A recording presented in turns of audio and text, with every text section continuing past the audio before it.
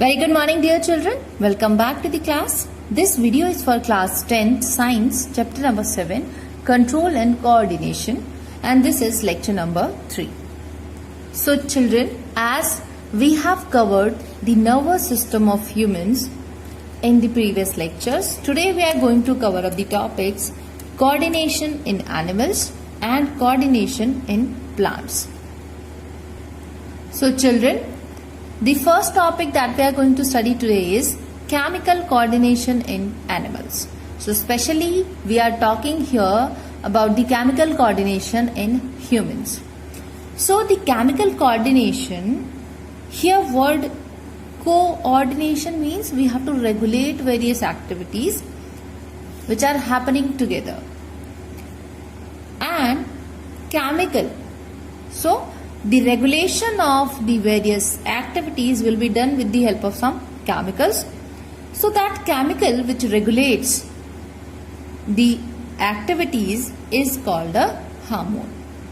So how to define hormone? Hormone is a messenger chemical secreted by the endocrine glands into the bloodstream to reach the target molecule in order to regulate the biological processes in living beings.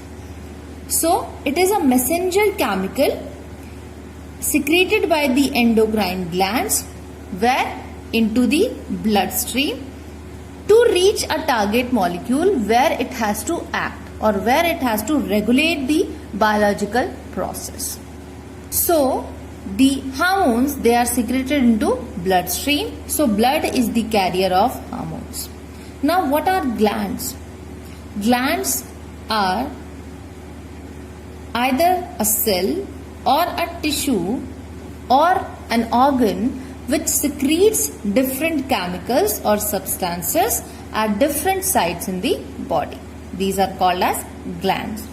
We have three main types of glands in our body: endocrine glands, exocrine glands and heterocrine glands. Endocrine glands are those glands which pass their secretion into the surrounding or into the bloodstream directly.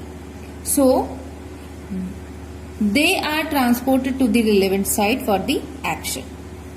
These glands, they are concerned with the secretion of hormone. Since endocrine glands, they lack up the ducts because they do not have a pipe-like structure which secretes or take up the secretion from the gland to a particular point. So the ducts are not present. So that is why they are also called as ductless glands. Then we have exocrine glands.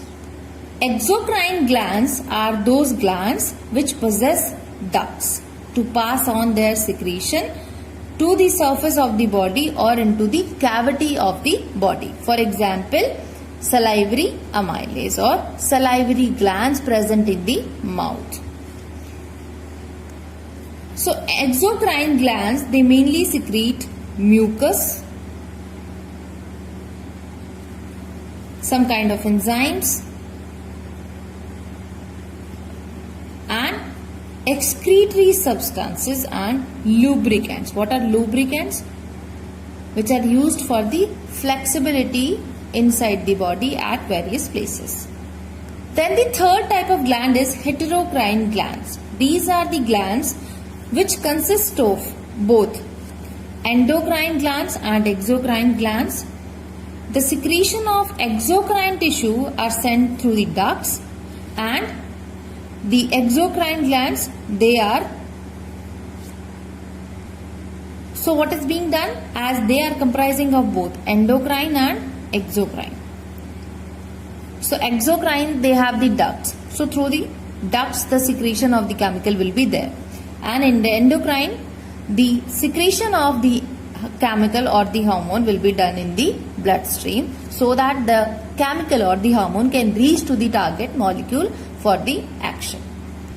So children, here we have the diagram which shows where all the glands are present.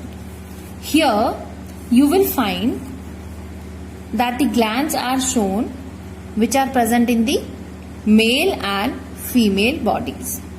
So let us start with the above portion. Here in the brain we have hypothalamus, which just lies below the forebrain. Then we have pituitary gland. In the brain itself we have pineal gland. Then we have the parathyroid and thyroid glands in the throat. Thymus is present here. Then we have kidneys, and just above the kidneys there are two pyramid shaped glands known as adrenal glands. In both the male and female, in both they are present. Then we have pancreas, which is present here. It is near the stomach. Then here also we have the same ones, and in the males we have the testis, and in the females we have the ovaries as the chemical secretion glands.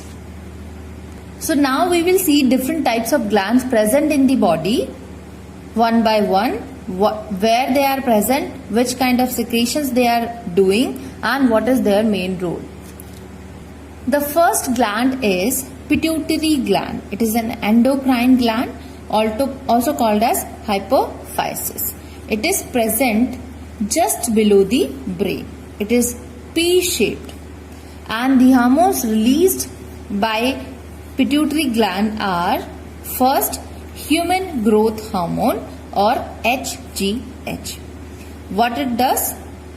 Action of this hormone is the growth of the body cells. So as it has to work for the growth of the body cells wherever they are present, so its target will be general, anywhere in the body. Then the second hormone released by pituitary gland is thyroid stimulating hormone or TSH. It controls the secretion of thyroid hormone, and the action place is thyroid gland. Third hormone is adrenocorticotropic hormone or ACTH. It controls the secretion of adrenal cortex hormone, and the target is adrenal cortex, which is present just above the kidneys.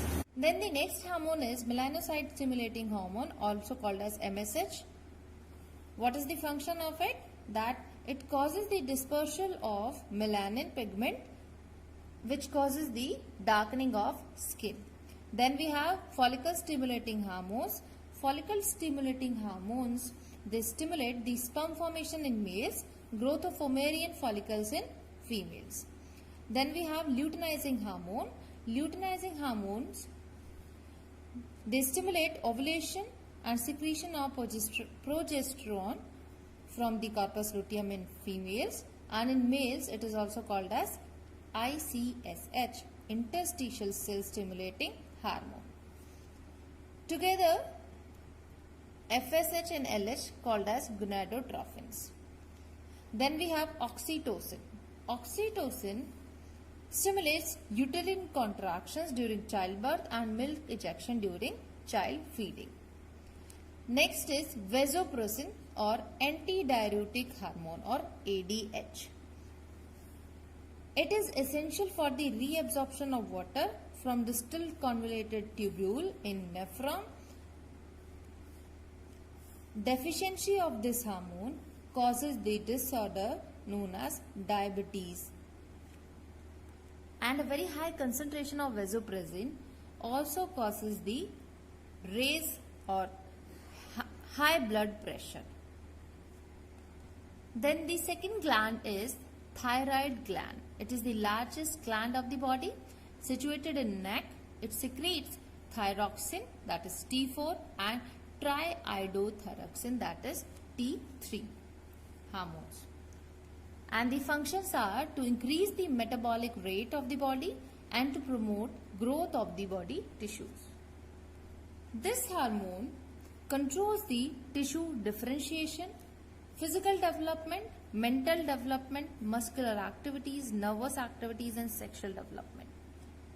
And deficiency of this hormone can cause the iodine deficiencies and the disease is named as goiter. Next is adrenal gland.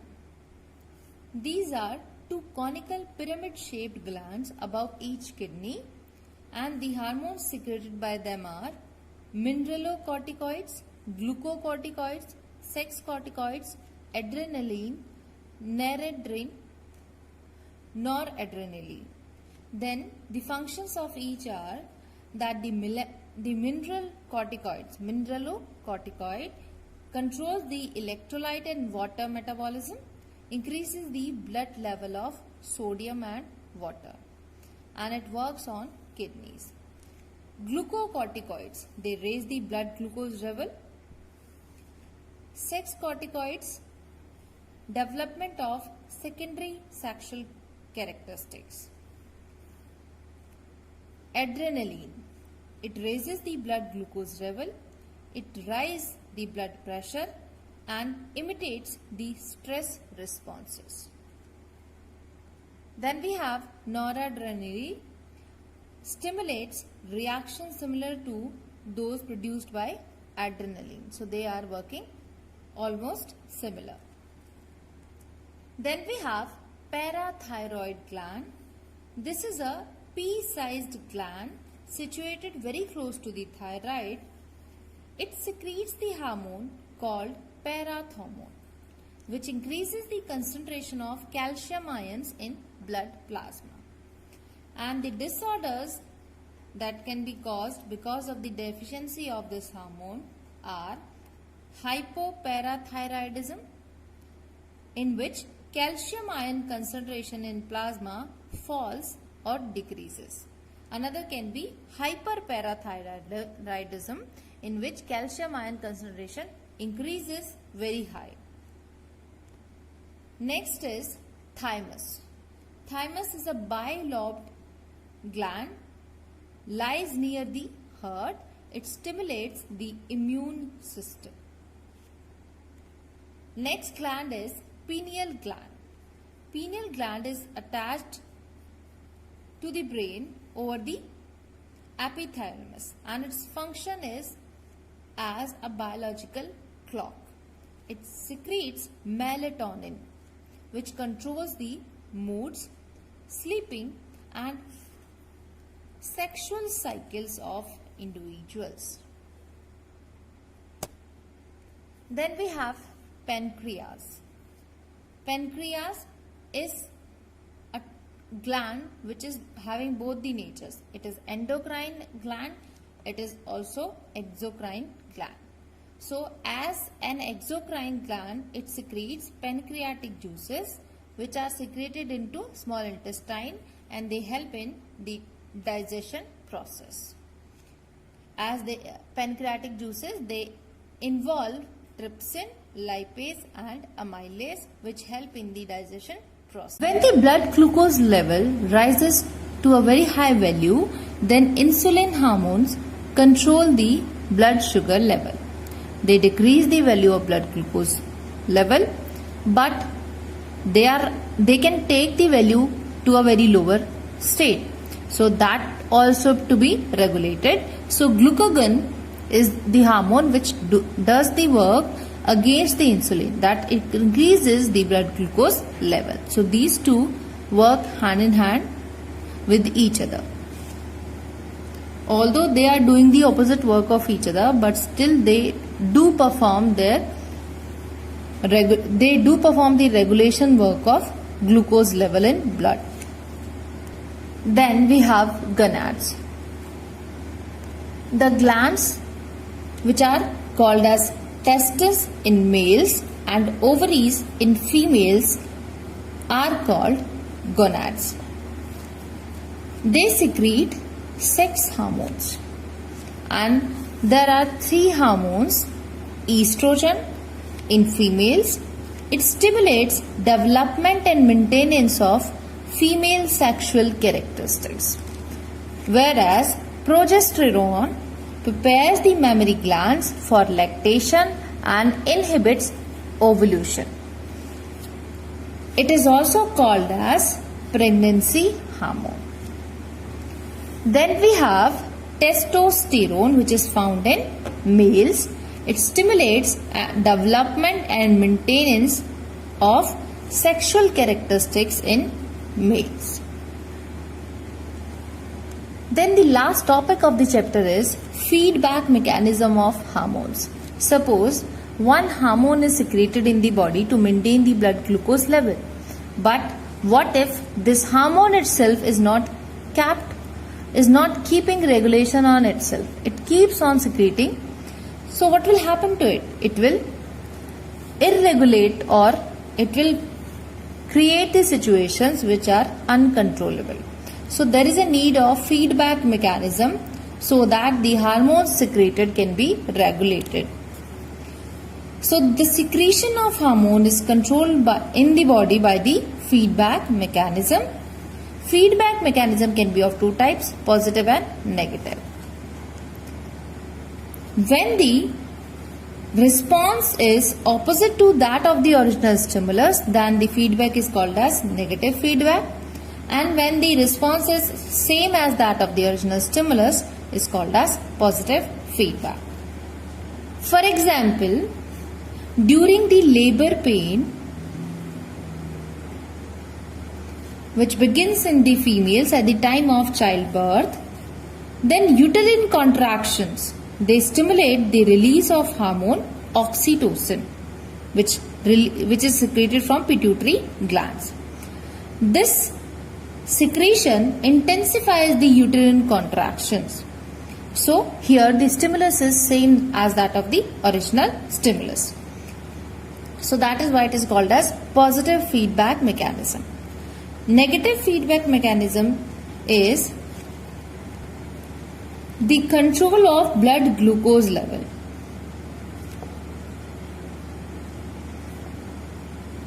Is the example of negative feedback. What happens when we eat up the glucose rich diet?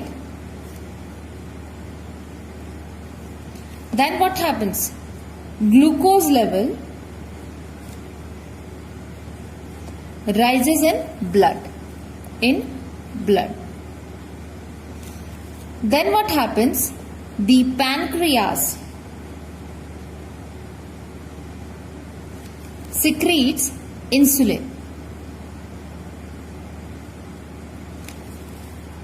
So here the insulin will control the blood glucose level. So what is the function of insulin? Insulin stimulates the cells to take up the glucose. So if the cells are going to take up the glucose present in the blood, what is going to happen? The glucose level will fall in blood. So this is the negative feedback mechanism. So here in today's lecture we have seen the topic that we are going to study is coordination in plants. So as we know that there is absence of brain and nervous system in plants, so the control system is not much developed in the plants like animals. Neurons are also not available. But still the plants, they do respond to touch, light, gravitation, force and other stimulus like them. So the growth and development in plants is regulated by external factors like light, water, touch, gravity or some other kind of force.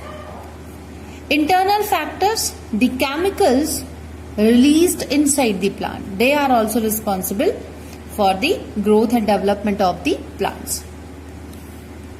So children, the chemical coordination occurring within the plant body brings about the movements in plants. Which kind of movements? There are two main types of movements in plants, nastic movements and tropic movements. Nastic movements are direction independent. That means they do not happen either towards the stimuli or away from the stimuli. They can happen in any direction. For example, when we touch a touch me not plant, which is called as chui mui. So it droops down. The leaves of the plant droops down. That is the example of nastic movement. Second type of movement is tropic movement. A growth movement due to a stimulus either in the direction of stimulus or away from the stimulus is called as tropic movement. So this is a direction dependent movement. Stimulus can be light, gravity, water, chemicals or touch. So in response to all these stimuli, the plant, they have some movements. So the first tropic movement with the help of a stimulus is response to light. That how plants behave or respond to the light. So light means photo. So this type of movement which is in response to light, it is called as phototropism. Phototropism can be positive or it can be negative. Let us see how it is positive and negative. So remember what happens, the green plants, they grow in the direction of sunlight. So in this potted plant, you can see that this plant is growing in this direction because the sunlight is coming from the above window. But here you will find that when the sunlight is coming from a side window, then the plant bends towards the sunlight. So this is the response of the plant towards the light. Here, in both the cases, the movement is positive phototropism because both the stem and the leaves, both are bending towards the sunlight. Second is response to gravity or zeotropism. So the gravitational pull of earth on the plants acts in downward direction. Thus the root of plants, they grow towards the gravity and hence this is called as positive geotropism. But the plants, they grow opposite to the gravity, so this is called as negative geotropism. In whatever condition this potted plant will be kept, the roots will only grow towards the gravity or in the downward direction. So this is called as response to the gravity or geotropism. Fourth is chemotropism or response to a chemical. So you might have observed that the pollen grains, either in case of fruits or new leaves, when they come up in the case of flowers, then the pollen grains, they get attracted towards the ovary of the plant because the top part of the reproductive part of plant, which is called as stigma, releases a chemical, so that behaves as a stimulus for the pollen grain. So the pollen grain, they get attracted towards the ovary. Fourth is hydrotropism or response to water. So here we are seeing that a potted plant or a potted seed is here, and when the seed is germinating, then the seedling, they grow upward, but the roots of the seed, they will move towards the water. Wherever the roots will find out the water, in that direction only the root of the seed part will grow. So this is called as response to water or hydrotropism. Then fifth is response to touch or support. It is also called as thigmotropism. Thigmo is basically related to the touch. So this is a response by the plant towards a touch or a support. For example, you might have seen the money plants, potted and they need a support for their growth. And this is the response that if we have a support in case of a potted plants,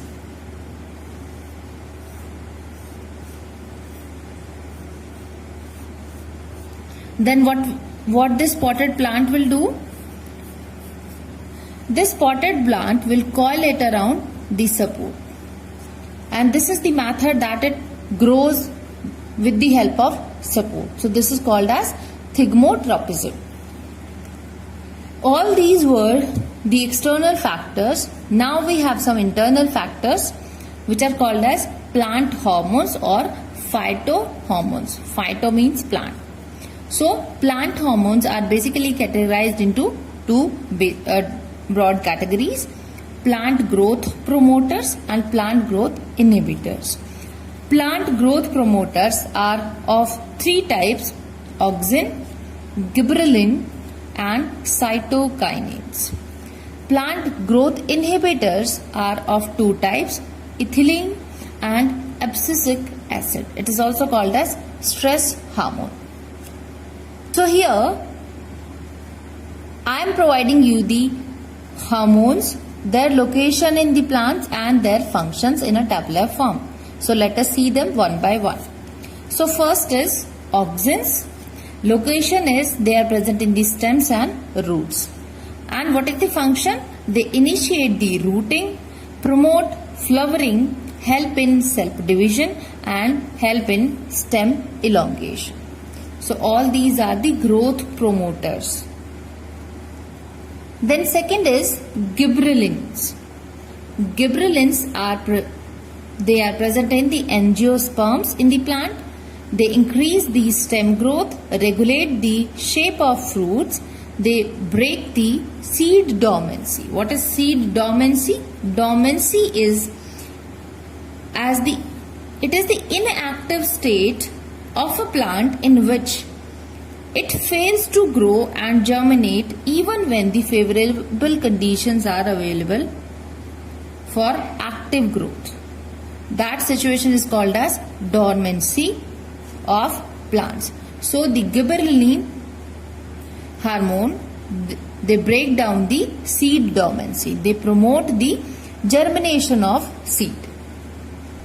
Third is cytokinins. Cyto means cell. So they are present in roots, fruits and embryo of the plant.